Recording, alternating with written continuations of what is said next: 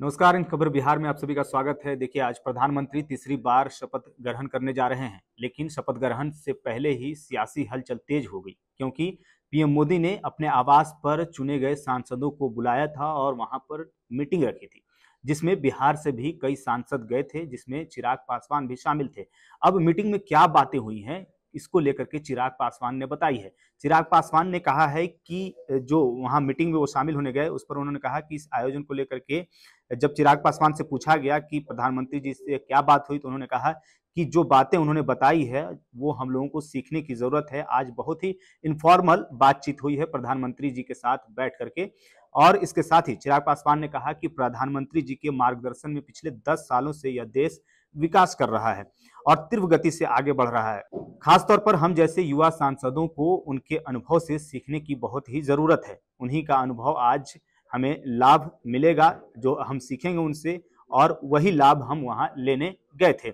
जब चिराग पासवान आपसे वो पूछा गया तो ये सारी बातें उन्होंने कही हैं। आपको बता दें कि प्रधानमंत्री जब चाय की पार्टी के लिए अपने आवास पर चुने गए सांसदों को बुलाया, तो उसमें से बिहार से जो चुन करके गए हैं सांसद, जो जेडीयू के हैं, जो हम के हैं, जो उनके सहयोगी दल हैं, उनको उन्होंने बुलाया था। उसमें से कई नाम हैं जो हैं ललन सिंह, जेडीयू के ललन सिंह हैं, बीजेपी के गिरिराज सिंह हैं, उसके बाद नित्यानंद राय हैं, रामनाथ ठाकुर हैं, जीतन राम मांझी हैं और चिराग पासवान थे। ये खुद भी गए थे और ये कुल नाम जो है वो पीएम आवास पर जब मीटिंग हुई थी, चाय की पार्टी हुई, तो उसमें शामिल होने ये तमाम सांसद बिहार की तरफ से गए थे।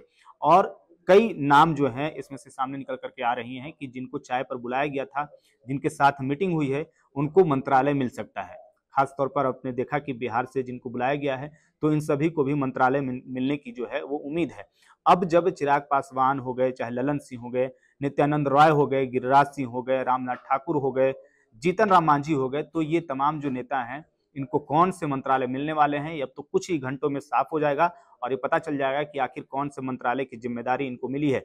लेकिन आपको बता दें कि इससे पहले एक चाय पर चर्चा हुई, मीटिंग हुई, जिसको लेकर के खूब ही सियासी हलचल देखी गई और तमाम लोगों की नजरें इस पर टिकी हुई थी। अब बता दें आपको कि 7:15 पर प्रधानमंत्री शपथ ग्रहण करेंगे और उन्हें गोपनीयता की शपथ दिलाई जाएगी।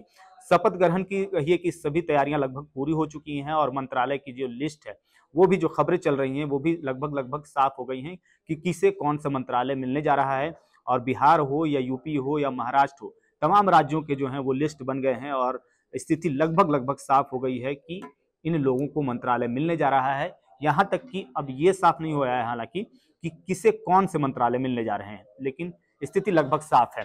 हालांकि अब खबर ये भी है कि जब प्रधानमंत्री मोदी शपथ ग्रहण करेंगे, शपथ लेंगे, तो उसके साथ साथ कई जो है बीजेपी के नेता और उनके सहयोगी दल के जो नेता हैं, जो मंत्रालय जिनको मिलेगा, वो भी शपथ लेंगे। अब देखना होगा कि किसे कौन से मंत्रालय मिलता है। बिहार से जो नाम है उन्हें कौन से मंत्रालय मिलता है, क्योंकि बिहार से बार बार ये खबरें आ रही थी कि जो मांग हो रही थी नीतीश कुमार की तरफ से, रेल मंत्रालय हो चाहे स्पीकर को लेकर के, जैसे कि टीडीपी प्रमुख मांग कर रहे थे, तो क्या इन लोगों की बातें मानी गई हैं या नहीं मानी गई हैं, अब मंत्रालय जब मिलेगा तभी पता चल पाएगा। फिलहाल इस वीडियो में इतना ही।